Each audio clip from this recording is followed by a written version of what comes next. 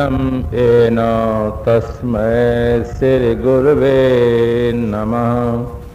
सर्वे भवन्तु सुखिनः, सर्वे सन्तु निरामयाः, सर्वे भद्राणि पश्यन्तु मा कश्चित् दुःखभाग् भवेत्।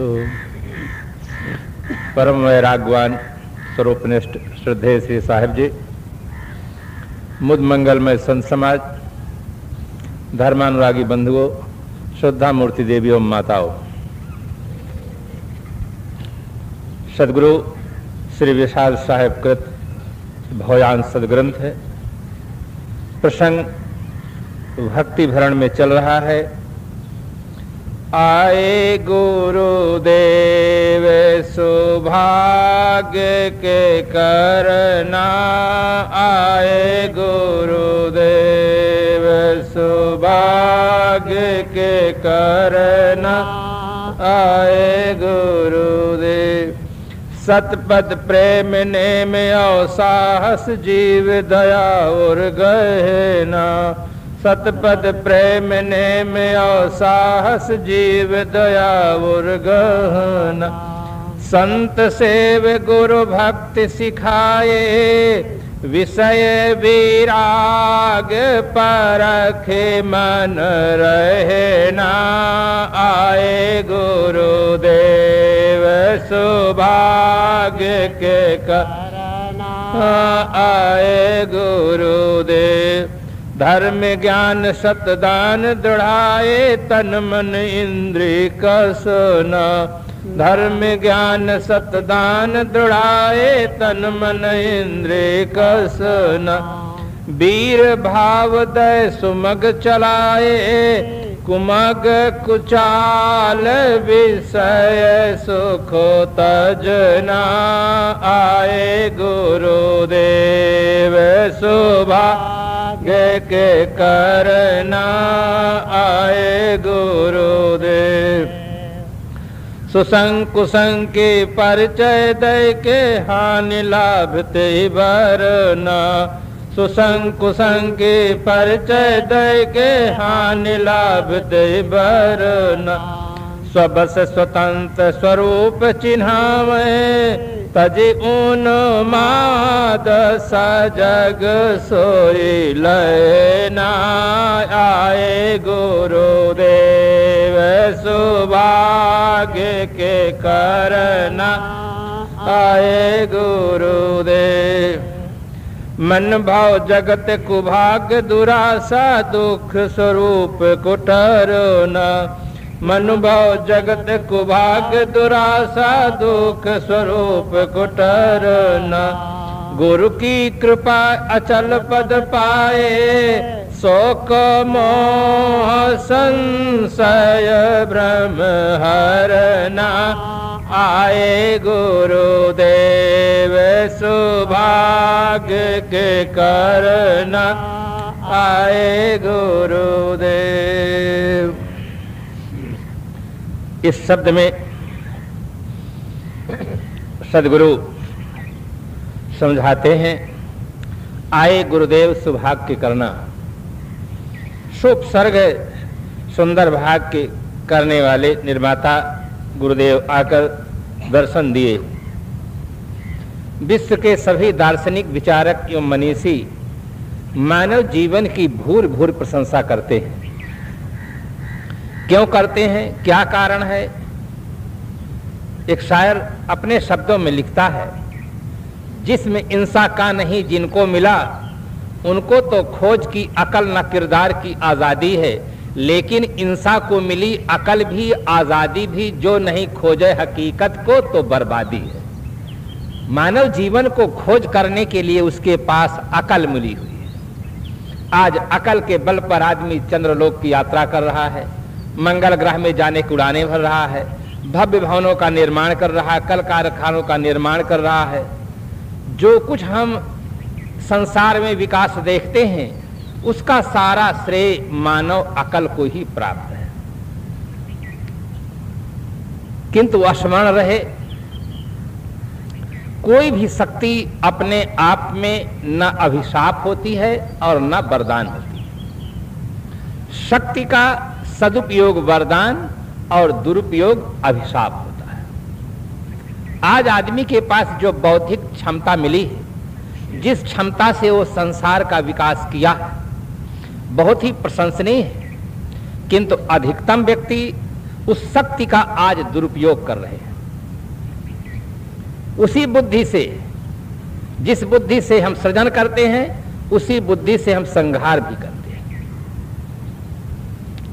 आज आदमी की बुद्धि ज्यादा बढ़ गई है। अगर उसकी भैंस 4 किलो दूध देती है तो उसके घर में लगा हुआ हैंड पैप भी 4 किलो बराबर दूध दे देता है, और दोनों को मिला देते हैं, हैंड पैप का पानी और भैंस का दूध 8 किलो, दोनों बराबर भाव में बिक जाता है। ये आदमी अपने बुद्धि का दुरुपयोग किया है। दूध में पानी मिला रहा है। कोई जानवर दूध में पानी मिलाकर नहीं देता है। आदमी एक ऐसा प्राणी है कि जब दूध बेचता है तो उसमें पानी मिला देता है। बुद्धि के बल पर आज आदमी इतना भ्रष्टाचार कर रहा है कि लाखों नहीं, करोड़ों नहीं, अरबों रुपयों का घोटाला कर रहा है। ये बुद्धि के बल पर कर रहा है, बुद्धि का दुरुपयोग कर रहा है। बुद्धि के दुरुपयोग से आज पूरे संसार में अशांति है। आदमी आदमी को लूट रहा है, धोखा दे रहा है, मार रहा है। आज आदमी को आदमी से भय हो गया है। ये उस अपने बुद्धि का वो दुरुपयोग किया है। आदमी के जीवन में जो बौद्धिक क्षमता मिली है, इसके नाते मनुष्य बहुत महान काम किया है। दूसरा पहलू है कि कर्म करने में मनुष्य पूर्ण रूपेण स्वतंत्र है। आप सड़क के दाएं चल सकते हैं, बाएं चल सकते हैं, पूर्ण रूपेण स्वतंत्र प्राणी हैं। आप अपने जीवन में सत्कर्म कर सकते हैं, दुष्कर्म कर सकते हैं। कोई शक्ति ऐसी नहीं है जो बलात् आपको रोकती हो। आप परम स्वतंत्र प्राणी हैं। किंतु जिस पथ से चलेंगे, जो कर्म करेंगे, उसके अनुसार ही परिणाम उपस्थित होगा। इसलिए सभी दार्शनिक मानव जीवन की प्रशंसा करते हैं। उसके पास वाणी का वैभव है, कर्म करने की स्वतंत्रता है और उसके पास बौद्धिक क्षमता है। 3 क्षमताएं ऐसी हैं जिसके नाते मनुष्य धरती का सर्वोपरि प्राणी माना जाता है। बौद्धिक क्षमता, वाणी की क्षमता और चरित्र की क्षमता, कर्म करने में स्वतंत्रता की क्षमता। 3 क्षमताएं ऐसी है जिसके नाते मनुष्य सिरमौर प्राणी माना जाता है। मानवेतर प्राणियों का जीवन भोजन और भोग में ही समाप्त हो जाता है। मनुष्य एक ऐसा प्राणी है जो चाहे और प्रयास करे तो पूरा जीवन भजनमय यापन कर सकता है। मानव जीवन में विकल्प उपस्थित है और किसी जीवन में विकल्प नहीं है। किसी पशु खाने में, पक्षी खाने में, दूसरे खानियों में विकल्प नहीं है। मानव खाने में विकल्प है। आप संसारी जीवन जी सकते हैं और साधनाशील साधु जीवन भी आप जी सकते हैं।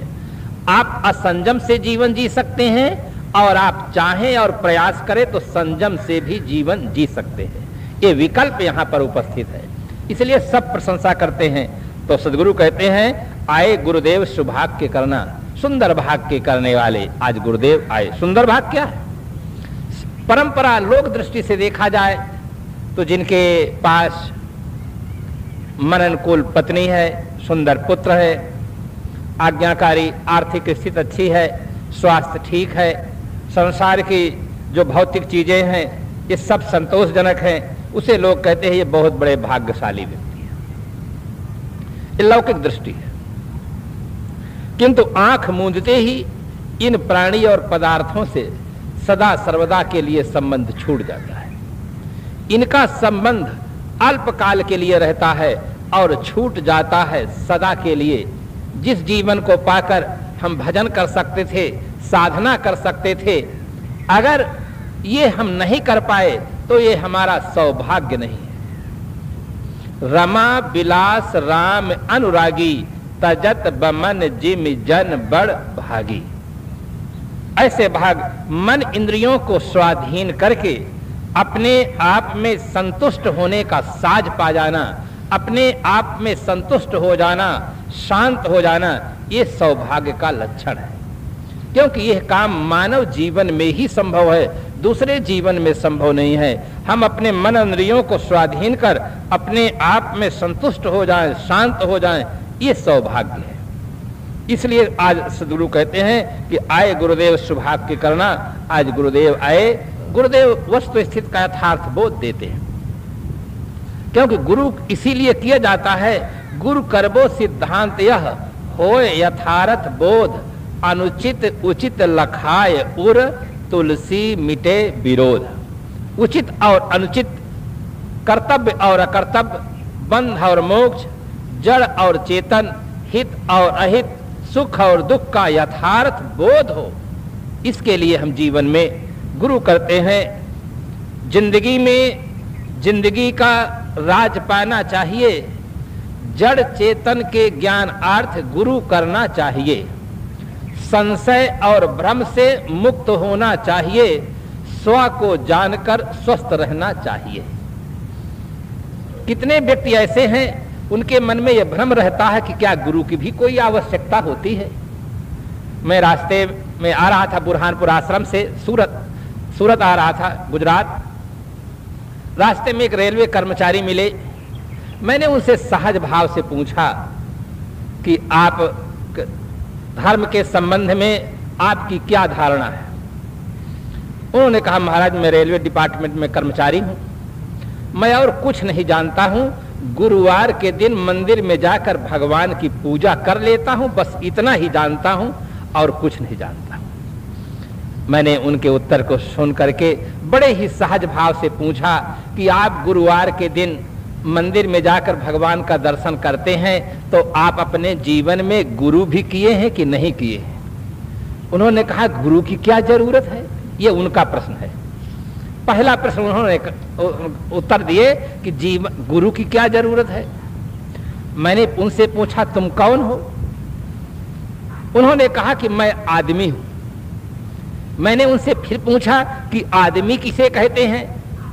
तब वो मुस्कुरा कर रह जाते हैं, नहीं बता पाए कि आदमी किसे कहते हैं। मैंने कहा, इसीलिए जीवन में गुरु की जरूरत है।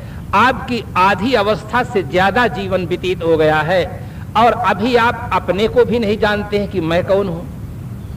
अगर गुरु करते तो कम से कम अपने आप का तो बोध होता। ये तो निसंदेह है कि आप हैं, क्योंकि आप बैठे हैं, बात कर रहे हैं, आप हैं, ये तो निसंदेह है। किंतु आप क्या हैं, अभी आप अंधेरे में हैं, अभी ये नहीं बता पा रहे हैं कि मैं कौन हूं। अगर गुरु करते तो कम से कम यह बोध हो जाता कि मैं कौन हूं, मेरा कर्तव्य क्या है, मुझे क्या करना चाहिए और क्या नहीं करना चाहिए। इसलिए जीवन में गुरु की जरूरत होती है। आगे उन्होंने कहा कि गुरु करेंगे तो झंझट में पड़ जाएंगे। गुरु करने की आवश्यकता क्या। तो मैं सहज भाव से पूछा कि आप शादी किए हैं कि नहीं किए हैं। पत्नी थोड़ी ही दूर पर बैठी थी, इशारा किए कि ये महाराज पत्नी है, ये बैठी हुई है। मैंने कहा, शादी की क्या आवश्यकता मालूम हुई आपको। शादी के बिना भूख नहीं मिटती थी कि प्यास नहीं मिटती थी। जीवन में शादी की आवश्यकता आपको महसूस हुई, बंधन में पड़ने की आवश्यकता महसूस हुई और बंधन से छूटने की आवश्यकता आपको नहीं महसूस हुई। तो कहे, ये तो बहुत झंझट में पड़ जाएंगे गुरु कर लेंगे तो। अभी तो हम स्वतंत्र हैं, चाहे कुछ भी खाएं, कुछ भी पिए, कुछ भी करें। अब गुरु करेंगे तो गुरु कहेंगे तो ये गलत खाना छोड़ो, गलत पीना छोड़ो, गलत करना छोड़ो, तो ये झंझट में कौन पड़े। मैंने कहा, शादी करके संसार की झंझट में पड़ गए हो, उसे झंझट नहीं समझते हो, और ज्ञान प्राप्त करके झंझट से छूट जाओगे, उसे झंझट समझते हो। फिर उन्हें को बहुत अच्छी तरह से अनेक प्रश्नों का समाधान हुआ। उन्होंने कहा, महाराज आप कहाँ जा रहे हैं। मैंने कहा, इसकी कोई आवश्यकता नहीं, आपका स्टेशन आ जाए आप उतर जाएंगे, हमारा आ जाएगा हम उतर जाएंगे। तमाम व्यक्तियों के मन में ऐसा भ्रम लगा रह जाता है कि जीवन में गुरु की क्या जरूरत है। उन्हें सिगरेट की जरूरत मालूम होती है, बोतल की आवश्यकता महसूस होती है, संसार की आवश्यकता महसूस होती है, कि इन बंधनों से छूटने की आवश्यकता महसूस नहीं होती है। कितना बड़ा दिमाग में भ्रम बना रह जाता है। हर आदमी के मस्तिष्क में प्रकाश की आवश्यकता है, जैसे मकान में प्रकाश की आवश्यकता होती है, इसी प्रकार से हमारे दिमाग में ज्ञान का दीप जलना चाहिए। जब ज्ञान का दीप भीतर जलता है तो जो पदार्थ जैसा है वैसा साफ साफ दिखाई देता है। तो आए गुरुदेव सुभाग्य करना, सुंदर भाग्य करने वाले गुरुदेव आए। सतपथ प्रेम नेम और साहस जीव दया और गहना। गुरुदेव आकर के जो सतपद है उस पर हमको प्रेम कराते हैं। आप प्रश्न उठा सकते हैं, इस विशाल संसार में अनेक संप्रदाय हैं, अनेक गुरुजन हैं, अनेक ग्रंथ हैं, अनेक भाषाएं हैं, हम कैसे मान ले कि ये सत्य है? आपका प्रश्न बिल्कुल स्वाभाविक है, क्योंकि सभी संप्रदाय वाले अपने अपने परंपरा में जो माना जाता है उसे सत्य मानते हैं। इस विशाल संसार में जहां विभिन्नता ही विभिन्नता दिखाई देती हो, उस पर हम कैसे निर्णय करें कि यह सत्य है? वास्तविकता है कि संसार में अनेक संप्रदाय हैं, गुरुजन हैं, ग्रंथ हैं, किंतु सत्य एक होता है। सत्य शाश्वत होता है, अपरिवर्तनशील होता है। उस सत्य के लिए भारतीय परंपरा में कहा गया कि राम नाम सत्य है, अंत में सबकी यही गत है। शरीर के अंदर जो राम विराजमान है, जो आत्मा विराजमान है, जो चेतन सत्ता विराजमान है, ये सत्ता सत्य सत्ता है। अब उसकी अपने अपने भाषा में आप अपना अपना नाम रख सकते हैं। संस्कृत के ज्ञाता उसे आत्मा कहते हैं, कोई उसे ब्रह्म कहते हैं, कोई ईश्वर कहते हैं, कोई गॉड कहते हैं, कोई अल्लाह कहते हैं। किंतु शरीर के अंदर एक ऐसी सत्ता है जो चिन्मय सत्ता है, ज्ञानमय सत्ता है, जिसमें कभी भी किंचित परिवर्तन नहीं होता है। शरीर निरंतर बदलता रहता है, किंतु शरीर के अंदर विराजमान जो ज्ञानमय सत्ता है उसमें किंचित भी परिवर्तन नहीं होता है।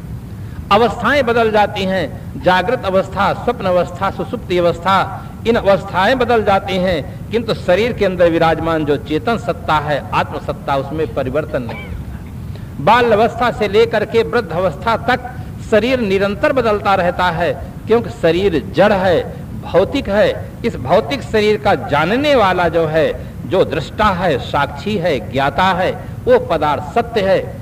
एक दिन ऐसा आता है कि सामान्य व्यक्ति भी जान लेता है कि शरीर सत्य नहीं है। उस दिन कब जान पाता है? जिस दिन शरीर के अंदर से वो सत्ता निकल जाती है, शरीर पड़ा रह जाता है, उस दिन हर आदमी को ये साफ साफ दिखाई देने लग जाता है कि शरीर सत्य नहीं था, इसके अंदर विराजमान जो सत्ता थी वो सत्ता सत्य सत्ता थी। वो सत्ता निकल गई, शरीर बेकार हो गया। तो सतपथ प्रेम, सत्तत्व है, आत्मसत्ता है। मुझे बड़ा सरल उदाहरण स्मरण आता है। एक भक्त राज थे, उनके मन में बड़ी श्रद्धा, बहुत भाव था। वास्तव में भक्ति भाव से होती है। जहां भाव नहीं होता है वहां भक्ति नहीं होती है, और जब भाव बिगड़ जाता है तो व्यवहार और परमार्थ दोनों बिगड़ जाता है। मैथिली शरणगुप्त जी ने लिखा, जो भरा नहीं है भावों से, बहती जिसमें रसधार नहीं, हृदय नहीं वो पत्थर है जिसमें सुदेश का प्यार नहीं। आदमी के अंदर भाव की बहुत बड़ी आवश्यकता है। भाव जब बढ़ जाता है तो व्यापार में लाभ होता है। भाव जब बढ़ जाता है तो हम माँ का, पिता का, गुरुजनों का, बड़ों का आदर करते हैं, सम्मान करते हैं, सुंदर जीवन जीते हैं। और भाव जब बिगड़ जाता है, व्यवहार और परमार्थ दोनों बिगड़ जाता है। भक्तराज के अंदर बहुत बड़ा भाव था। एक कथाकार पंडित जी के पास जाकर निवेदन किए कि पंडित जी, आप सबको कथा सुनाते हैं, हमें भी कथा सुनने का सौभाग्य प्रदान करें। पंडित जी उनके भाव को देख करके उन्होंने कहा, पूर्णमासी आने वाली है, पूर्णिमा का दिन बहुत अच्छा होता है, पूर्णिमा के दिन हम आपको कथा सुना देंगे। कथा की सब सामग्री बता देते हैं और पंडित जी विदा हो जाते हैं। भक्तराज प्रतीक्षा करते हैं, पूर्णिमा का दिन आता है, मकान की सफाई होती है और पूजन की सब सामग्री लाते हैं। समय आने पर पंडित जी आते हैं, उनका स्वागत होता है और बड़े श्रद्धा और भाव से कथा कहते हैं और वो सुनते हैं। कथा का कार्यक्रम पूरा हो जाता है। सुनने वालों के मन में बहुत बड़ी श्रद्धा थी, एक एक शब्द को बहुत अच्छी तरह से सुने। जब विदाई का समय आ जाता है, उन्होंने निवेदन किया कि आज आप रात्रि में ही विश्राम करें, प्रातः काल आप जहां जाना चाहेंगे हम आपको पहुंचा देंगे। पंडित जी ने कहा, ऐसी कोई बात नहीं, सभी लोग परिचित हैं, पास में हैं, हम अपने घर चले जाएंगे। विशेष आग्रह करने पर भी पंडित जी नहीं रुकते हैं। विदाई के समय बहुत कुछ उन्हें सामग्री दान में देते हैं।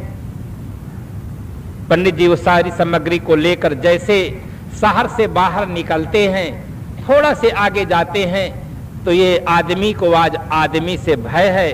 वो एक ऐसा आदमी मिल जाता है जो राइफलधारी आदमी मिल जाता है और तुरंत पंडित जी को कहता है कि पंडित जी अगर जिंदा रहना चाहते हो तो चुपचाप खड़े हो जाओ। पंडित जी सब स्थिति समझ जाते हैं कि ये आदमी गलत आदमी है, अगर कुछ भी मैं कहा तो ये मुझे खत्म कर सकता है। पंडित जी चुपचाप खड़े हो जाते हैं। वो आदमी इनके सारे सामान की चेकिंग करता है और चेक करने के पश्चात कहता है कि देखो एक चीज तुम्हें दूंगा, जो चाहो ले लो, दो चीज मैं लूंगा, चाहे सामान ले लो और चाहे भगवान ले लो, चाहे जान ले लो, तीन में से एक चीज जो चाहो वो ले लो।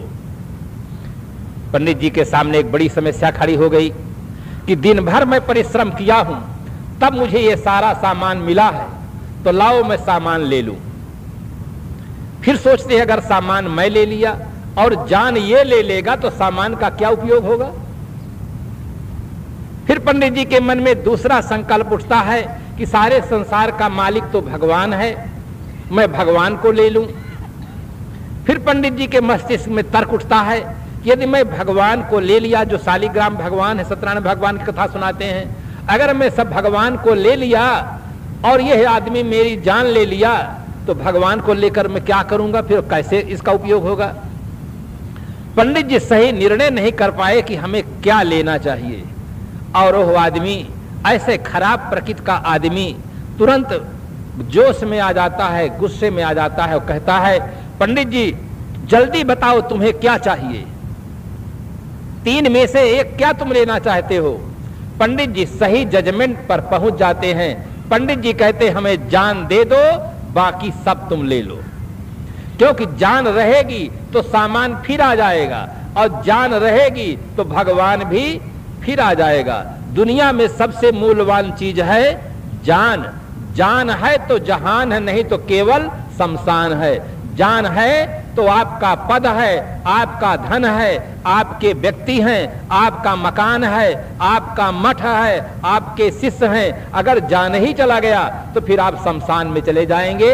मनीषियों ने बड़ा सुंदर नाम दिया है शमशान, जहां पर जाने पर सबकी शान सम हो जाए, बराबर हो जाए, उसका नाम है शमशान।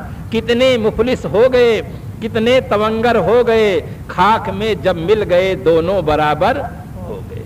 चाहे राजनेता हो चाहे कोई सामान्य व्यक्ति हो, शमशान में जब पहुंच जाता है आग लगा दी जाती है, थोड़ी देर के पश्चात राख की केवल ढेरी रह जाती है। तो जान दुनिया में सबसे मूल्यवान चीज है, उसी को चेतना कहते हैं, उसी को सत्य कहते हैं। वो सत्य है। हर मजहब में, हर व्यक्ति के शरीर में, हर प्राणियों के शरीर में वही सत्ता विराजमान है। इसीलिए गीताकार ने कहा ईश्वरा सर्वभूता नाम हृदय से अर्जुन तिष्ठते। हे अर्जुन, ईश्वर सभी भूत प्राणियों के हृदय में स्थित है। वहां की भाषा में ईश्वर कहा गया, कहीं उसको आत्मा कहा गया है, कहीं ब्रह्म कहा गया है, कहीं चेतन कहा गया है। तो गुरुदेव सतपथ प्रेम, गुरुदेव जब नहीं मिले थे तो हमारा प्रेम किसमें था? शरीर में था, क्योंकि हम मानते थे कि शरीर मैं हूं। यह मान्यता मिथ्या मान्यता है। मैं शरीर हूं, देह को मैं मानना सबसे बड़ा यह पाप है। सब पाप इसके पुत्र हैं, सब पाप का यह बाप है। अपने आप को शरीर मान लेना ये जीवन की बहुत बड़ी भूल है। गुरुदेव जब नहीं मिले थे, शरीर को सत्य मानते थे, शरीर को भोगों को सत्य मानते थे। गुरुदेव आए और सतपथ प्रेम बता दिए। इस शरीर से भिन्न जो सत्ता आत्म सत्ता है, उसमें प्रेम करो, आत्म में संतुष्ट रहो।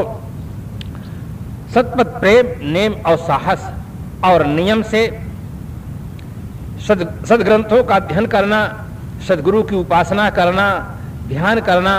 यहाँ प्रातः काल से जैसे नियम है, प्रातः काल 4 बजे ही कैसेट बजता है भजनों का, प्रवचनों का। फिर 4:30 बजे से फिर ध्यान में सब लोग बैठ जाते हैं। ध्यान के पश्चात फिर अपना अपना व्यवहारिक काम करते हैं। फिर 1 बजे ध्यान का पीरियड चलता है। 1 बजे के बाद फिर कैसेट चलता है। कैसेट के पश्चात फिर यहाँ कथा का कार्यक्रम प्रारंभ होता है। सब कार्यक्रम बहुत ही व्यवस्थित ढंग से चल रहा है। इसी प्रकार से हर साधक को नियम से अपना जीवन जीना चाहिए। जैसे हम शरीर के लिए भोजन नियमित रूप में देते हैं, इसी प्रकार से बुद्धि के लिए, मानसिक खुराक के लिए सद्ग्रंथों का अध्ययन करें, शांति की प्राप्ति के लिए साधना करें, अपने मन को निर्मल बनाने के लिए अभ्यास करें। सतपथ, प्रेम, नेम और साहस। कितने व्यक्ति ऐसे हैं कहते महाराज हम तो गृहस्थ आदमी हैं, हमारे पास ये क्षमता कहाँ है कि हम भजन करें, भक्ति करें, साधना करें। हर आदमी के मन में साहस होना चाहिए। व्यवहारिक कार्य भी हम साहस के अभाव में नहीं कर सकते। साहस की जीवन में बहुत बड़ी आवश्यकता है। एक कवि ने कहा, अगर तुम ठान लो तारे गगन के तोड़ सकते हो, अगर तुम ठान लो तूफान का पथ मोड़ सकते हो, अगर तुम ठान लो तो विश्व के इतिहास में अपने सुयश का एक नव अध्याय भी तुम जोड़ सकते हो। आदमी के अंदर बहुत बड़ा साहस होना चाहिए। देखो भौतिक क्षेत्र में लोग कितना बड़ा साहस करते हैं, जो हिमालय में जाकर के वहां एवरेस्ट की चोटी पर पहुंचे हैं, कितना बड़ा साहस किए हैं। तो इस प्रकार से धार्मिक क्षेत्र में भी साहस की आवश्यकता है। एक एक कदम चलते चलते आप आश्रम में आ जाते हैं। इसी प्रकार से भक्ति ज्ञान की कथा सुनते समझते धीरे धीरे अंतःकरण ज्ञान से भर जाता है, जीवन निर्मल हो जाता है। जो आज संत हैं वे भी किसी दिन साधक थे, किसी दिन उनका भी जीवन दूसरी भांत था, किंतु आज प्रयास करते करते उन्हें सफलता मिल गई है। आज जो नौजवान हैं, एक दिन वे बिल्कुल छोटे बच्चे थे, बच्चे की स्थिति पार करके वे जवानी को पाए हैं। कोई डायरेक्ट जवान बन करके नहीं आता है। इसी प्रकार से जो आज संत हैं, साधना संपन्न हैं, वे भी एक दिन सामान्य स्थिति में थे। इसलिए हर आदमी के अंदर साहस होना चाहिए कि यह काम हम भी कर सकते हैं, हमारे अंदर भी वो क्षमता है। और शक्ति का मूल स्रोत आत्म तत्व है, चेतन तत्व है, वो हमारे और आपके सबके शरीर के अंदर विराजमान है। और साफ कहें तो वो हम और आप स्वयं हैं। तो जीव दया और गहना, प्राणियों पर दया का पालन करना। संत सम्राट सदगुरु कबीर साहब का मौलिक ग्रंथ बीजक है। बीजक में सदगुरु कबीर साहब ने क्रांति की और कहा कि जीव घात ना कीजिए, बहुर लेत वे कान, तीरथ गए न बाँची हो जो कोट हीरा देवदान। इसीलिए हमारे यहाँ अहिंसा परमो धर्म माना गया। मैं एक बार मध्य प्रदेश में था, अनेक संप्रदाय के लोग थे, चर्चा हुई। मैंने कहा शास्त्रों की बात हटा दें, हम न वेद का उदाहरण दें, न आप बाइबल का उदाहरण दें, अपने जीवन में प्रयोग करके देखें। यदि आपके पैर में कांटा चुभाया जाए, आपके गले में तलवार लगाया जाए, तो आपको दुख का अनुभव होगा कि नहीं, यह सही सही बताइए। कहे होगा। हम कहे दूसरे प्राणियों के ऊपर अगर यह प्रयोग किया जाए तो दूसरे प्राणियों का दुख होगा कि नहीं, कहे होगा। तो हम कहा आप क्या चाहते हैं? आप यही चाहते हैं कि हमारे ऊपर कोई गले में कोई तलवार न चलाए और पैर में कोई कांटा न चुभाए, आप चाहते हैं कि नहीं? कहे हम चाहते हैं। मैंने कहा दूसरे प्राणी जो मूक प्राणी हैं वे भी यही चाहते हैं। उनको आप मारने का प्रयोग करते हैं तो वो बेचारे भागते हैं, चिल्लाते हैं, बोल नहीं सकते हैं। इसलिए हर आदमी का कर्तव्य है कि अहिंसा धर्म का पालन करें, जीवों पर दया पालन करें, शास्त्रों की बात अलग रख दें, अपने जीवन में प्रैक्टिकल प्रयोग करें। अगर मूक प्राणियों के बच्चों को हम खा जाते हैं, अगर हमारे बच्चे का कोई मांस खाना चाहे तो क्या हम सहर्ष देने के लिए तैयार हो जाते हैं? कभी तैयार नहीं होते हैं। अपने बच्चों की रक्षा करें और दूसरे बच्चों को पका कर खा जाए, ये मानवता नहीं है, इंसानियत नहीं है। इसलिए जीव दया और गहना। सदगुरु आए तो जीवों पर दया पालन करने के लिए हमें शिक्षा दिए। कभी कभी आदमी के जीवन में अनेक प्रकार की भ्रांति हो जाती है। वास्तव में दैवी गुणों से विभूषित पुरुष ही देवता हैं और दैवी गुणों से विभूषित नारियां ही देवी हैं। नर नारी देवी और देवता के रूप में हैं। किंतु आदमी भ्रम में पड़ गया है। वो समझने लगा है कि जो अनेक प्रकार की निर्जीव मूर्तियां हैं ये देवी और देवता हैं, उनके पूजन करने के लिए अन्य प्राणियों की हत्या करता है, वध करता है। ये मनुष्य की बहुत बड़ी भूल है। सदगुरु आते हैं तो इस भूल को हमें परखा देते हैं, बता देते हैं। एक माँ थी, उसके एक ही बच्चा था। बच्चे को बड़े प्यार से उसने पालन पोषण किया। वास्तव में मां ममता की मूर्ति हुई।